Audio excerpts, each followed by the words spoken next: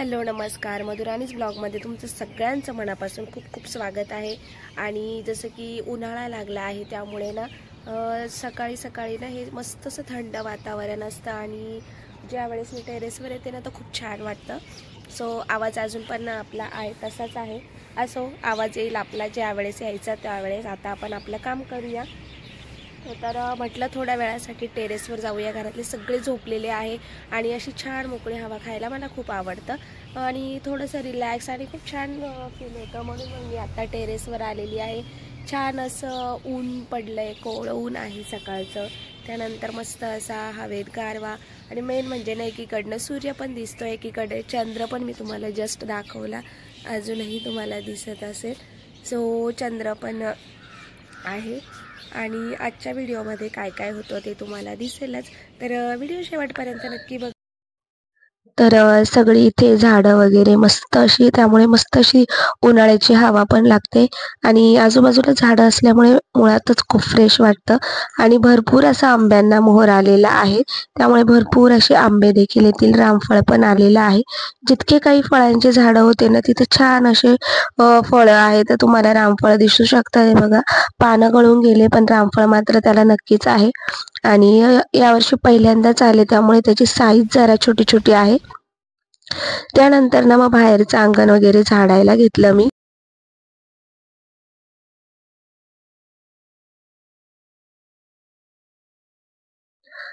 इतकं हवा आणि वारं सुटलेलं असतं ना त्यामुळे भरपूर अशी माती असते, धूळ असते आणि आधीच सर्दी खोकल्याने इतकं जाम झालेलं आहे, त्यामुळे ती धूळ गेली की अजूनच त्रास होतो। पण तरीही मग म्हटलं झाडून घ्यावं, झाडल्याशिवाय आणि अंगण स्वच्छ असल्याशिवाय फ्रेश वाटत नाही आणि आपलीच मुलं तिथे खेळतात आणि आपल्यालाच तिथे उभं राहावं लागतं आणि त्यामुळे मग उठल्यानंतर ना सगळं काही झाल्यावर पहिले मला अंगण मी झाडून घेते। कधी कधी असं होतं ना की गाड्या लागलेल्या असतात आणि त्यामुळे झाडता येत नाही, तर मग कधी कधी सगळे लोक ज्यावेळेस सगळ्यांच्या गाड्या जातील त्यावेळेसच या ठिकाणी अंगण वगैरे झाडावं लागतं। आता बाकीचे सगळं आणि इतकी झाडं आहेत ना आणि मध्ये पानगळती पण त्यांची चालू आहे, त्यामुळे ना जितकं झाडणार तितकं पानं वगैरे सगळं पडून काही अंगणात असं हवेने उडून येतं आणि ते सतत जाळावं लागतं। आता जितकं आपण जाळतो तितकं पुन्हा पुन्हा ते परत त्या झाडांची पानं गळतच आहे आणि त्यामुळे कितीही झाडलं कितीही काही केलं परत ते जोपर्यंत ना त्यांची पूर्ण पानगळती होत नाही आणि असंही चैत्र महिन्यात नवीन पालवी फुटते तर तोपर्यंत म्हणजे अजून 1 महिना तरीही सतत असंच चालणार आहे आणि तुम्ही धूळ बघू शकतात। आणि नेमकी असं झालं की मला पहिले पाणी मारायचं होतं आणि लाईटच गेली। बोर आहे आणि बोरचं पाणी चालू केलं, सगळी सोय आहे की नळीने सगळीकडे पाणी वगैरे मारू शकतो, पण लाईट नव्हती। म्हटलं आधी झाडून घेऊया, नंतर आलं, लाईट आली तर बघूया, कारण की आता लोड शेडिंग पण चालू होतंय आणि उन्हाळा लागलाय तसं लाईटीचं प्रमाण मध्येच येते जाते असं बऱ्याचदा चालू आहे, कुठे काही काम चालू आहे, त्यामुळे काल 2-3 दिवसापासून तर सतत लाईट जात होतीच। आणि घरात इन्व्हर्टर आहे, घरातलं कामं होतात, पण असं बोर वगैरेचा पाणी चालू करायचं असेल तर गडबड होते। म्हटलं जोपर्यंत ते नाही होते तर दुसरं काम करूया, कारण की घरातली मंडळी सगळी झोपलेली असतात, त्यामुळे घरात सतत आवाज करणं ते योग्य वाटत नाही। मग मला टेरेसवरती व बेडरूममधले काही कामं असेल ते करावे लागतात, कारण की त्यांची छान झोप झाली पाहिजे, मुलं दिवसभर शाळेत जातात। त्यामुळे आता लाईट आली होती आणि बोर पण चालू झालेली आहे, म्हटलं चला आधी पाणी चालू करून घेऊ आणि बोर पाणी मारून घेऊ आणि मातीवरती पाणी मारल्यानंतर एवढा मस्त वास येतो ना आणि तितकाच छान गारवा देखील हवेमध्ये असतो आणि आमच्या बोरला इतकं पाणी आहे की पाणी अख्ख्या म्हणजे कितीही दुष्काळ पडला ना तर तरी त्याचं पाणी कमी होत नाही, कारण की खूप अनुभव आलाय, आता 10 वर्ष होत आली ना की पाणी कधीही कमी पडलेलं नाही। परंतु पाण्याचा वापर जपूनच करायला हवा, हेही मात्र नक्कीच आहे। तर झाडांसाठी वगैरे ही सोय केली होती, गाड्या धुण्यासाठी जितकी काही कॉलनीतले लोक आहेत ते सगळे याच बाजूला गाड्या धुतात। तर त्यानंतर मुलांना स्कूलला जायचं म्हणजे नाश्ता टिफिन, तर नाश्त्यासाठी आज उपमाच बनवलं होतं सगळ्यांसाठी आणि सगळं घरातलं आवरलं, मुलं स्कूलला गेली आहे। तुमच्यासोबत आज एक व्हिडिओ शेअर करायचा होता। हे जे होतं ना आपण जे प्लांटचे स्टँड म्हणतो, प्लांटर म्हणतो, हे मी घरी बनवलेले आहे आणि जे आर्टिफिशियल प्लांट आहे ना ते देखील मी घरीच बनवलेले आहे.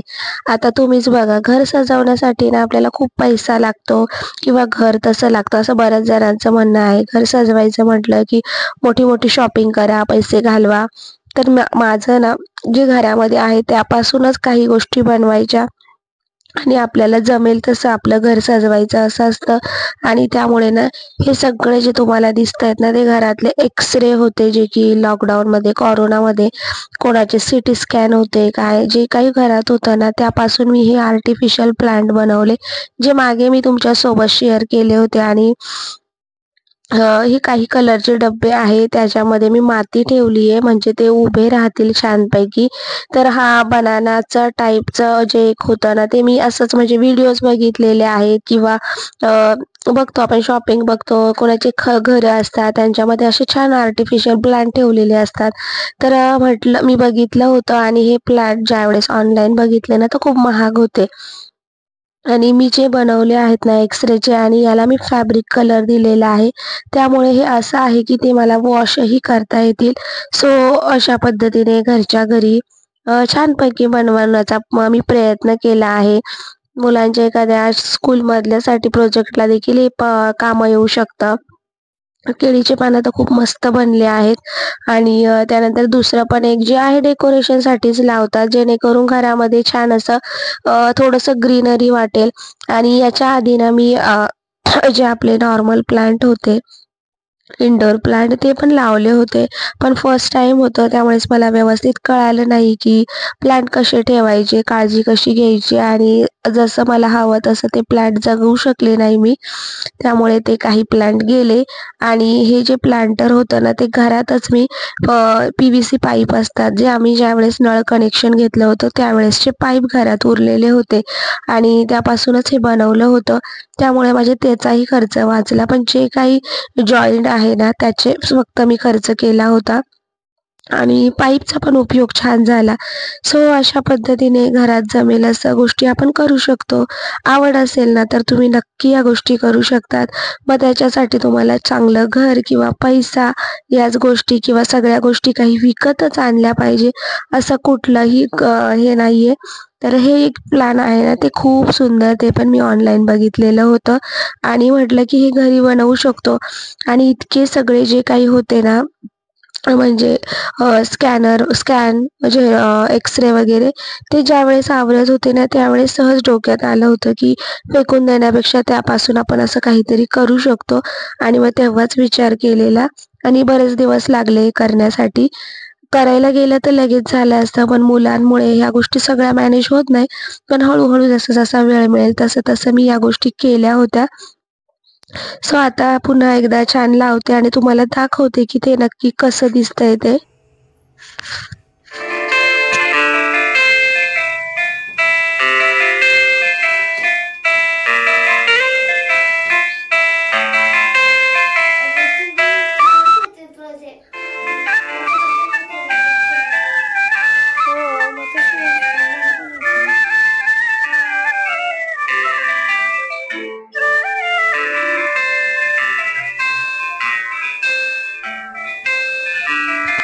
तर अशा पद्धतीने मी आर्टिफिशियल प्लांट देखील घरी बनवले. आणि संध्याकाळच्या जेवणासाठी बनवायची होती ओल्या हरभऱ्याची भाजी, आणि जे की गावठी आहेत. त्यानंतर ना सर्दी खोकला अशा सगळ्या गोष्टींमुळे ना बऱ्याच दिवस आहे ना मुलांनी पण दूध घेतलं नाही आणि दूध थोडंसं एक्स्ट्राचं साचलेलं होतं. आणि मग विचार केला की दुधापासून आता पनीर तर नेहमीच होतं, तर म्हणजे मी बनवणार तर पनीरच आहे, पण त्यापासून एक रेसिपी बनवूया की जेणेकरून ते सगळं खातील. तर व्हिनेगर टाकून छान असं दूध हे करून घेतलं आणि पनीर बनवण्यासाठी ठेवलं. पण पनीर बनवण्याऐवजी ना मला या ठिकाणी रसमलाई खीर बनवायची होती. तर पटकन असं पनीर बनवलं आणि थोड्या वेळासाठी म्हणजे अर्ध्या तासासाठी, जसं की बाकीची सगळी स्वयंपाक होईपर्यंत या ठिकाणी मी पनीर रेडी होऊन जाईल अशा पद्धतीने. तर पाणी वगैरे काढून घेतलं आणि असंच चाळणीमध्ये ठेवलं. याआधीही मी पनीर कसं बनवायचं ते तुमच्यासोबत शेअर केलं होतं आणि त्याचबरोबर रसमलाई कशी बनवायची तीही शेअर केली होती. तर यातलं पाणी मी थोडंसं दाबून काढते म्हणजे ते लवकर तयार होईल. आणि नेहमीचाच मसाला ग्रेव्हीचा या ठिकाणी बनवून घेतला आणि अर्धं जे दूध होतं ना त्याचं मी पनीर बनवलं आणि अर्धं दूध इकडे बॉईल करण्यासाठी ठेवलं खिरीसाठी. कारण की मला बनवायची होती रसमलाई खीर आणि त्या खिरीमध्ये ना थोडंसं दूध आटवायचं होतं. इकडे छोलेचा मसाला होता घरामध्ये थोडासा, तो घातला. मसाला थोडा एक्स्ट्रा झाला म्हणून थोडा काढून ठेवला. आणि नाहीतर काय होतं ना, जास्त मसाला असला की ती ग्रेव्ही खूपच जास्त घट्ट होते. आणि ही भाजी अशी आहे ना की त्याच्यासोबत भाकरी पण खूप छान लागते. बाकीचे मसाले, लाल तिखट, हळद सगळं घालून आणि हे बॉईल केलेले जे चणे होते ना ते घातले. एकतर हेल्दी आहे, मुलांनाही आवडतं आणि आम्हाला सगळ्यांनाच ही भाजी खूप आवडते. तर ती देखील आता भाजी इकडे ठेवली. दूध उकळतंय. बरोबर अर्ध्या तासामध्ये पनीर छान सेट झालं होतं.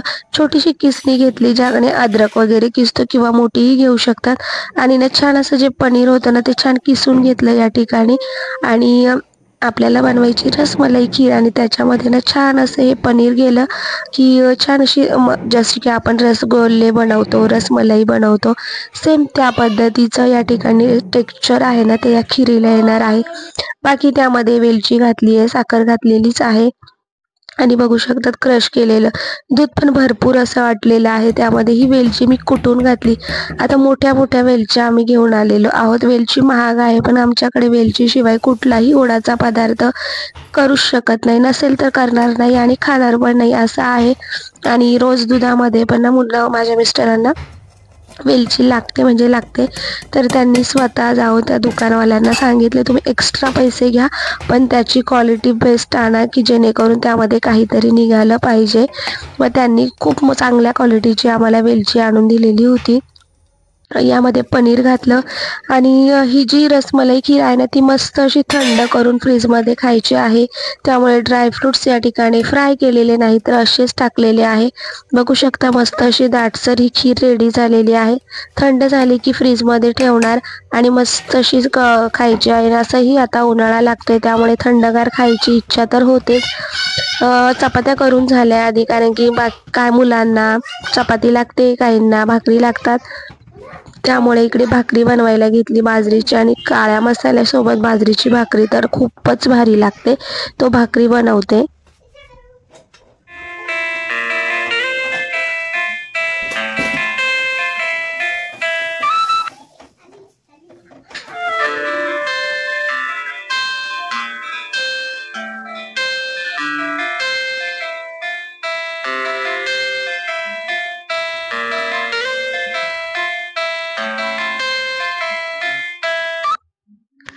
सो अशा पद्धतीने आजचा व्हिडिओ तुमच्यासमोर मी तुम्हाला दाखवला आणि भेटूया एका पुन्हा नवीन व्लॉगमध्ये. Bye bye.